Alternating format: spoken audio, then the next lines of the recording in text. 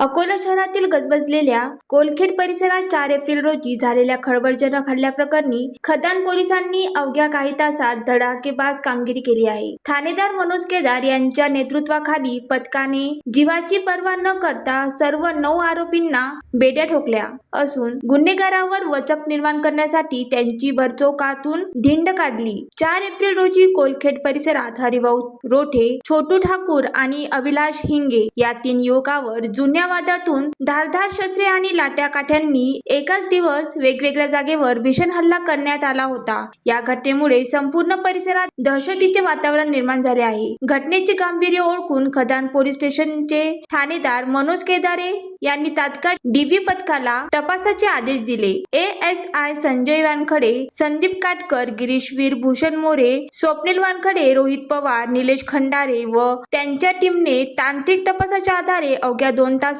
चाकूने हल्ला करणाऱ्या 2 मुख्य विधी संघर्षक बालकांना ताब्यात घेतले. पुढील 6 तासाच्या आत पोलिसांनी इतर 7 आरोपींनाही जेरबंद केले व अटक करण्यात आलेल्या आरोपींना 5 एप्रिल रोजी कोलखेड परिसरात नेऊन घटनेची माहिती घेण्यात आली. यावेळी पोलिसांनी आरोपीची परिसरातून धिंड काढली. पोलिसांच्या या सिंघम स्टाईल कारवाईमुळे गुन्हेगारी प्रवृत्तीच्या लोकांचे धाबे दणाणले आहे. हल्ल्यानंतर दहशत असलेल्या कोलखेडवासियांशी ठाणेदार मनोज केदारे यांनी स्वतः संवाद साधला. त्यांनी नागरिकांना आवाहन केले की कुठल्याही गुन्हेगारी प्रवृत्तीला घाबरू नका. खदान पोलीस जनतेच्या सुरक्षतेसाठी 24 तास तत्पर आहे. काहीही अनुचित प्रकार घडल्यास तात्काळ पोलिसांशी संपर्क साधा. पोलिसांच्या या तत्परतेमुळे आणि प्रभावी कारवाईमुळे स्थानिक नागरिकांनी सुटकेचा निश्वास सोडला असून खदान पोलिसांचे आभार मानले आहेत. ज्वालादीप न्यूज करिता मनीष राऊत, अकोला.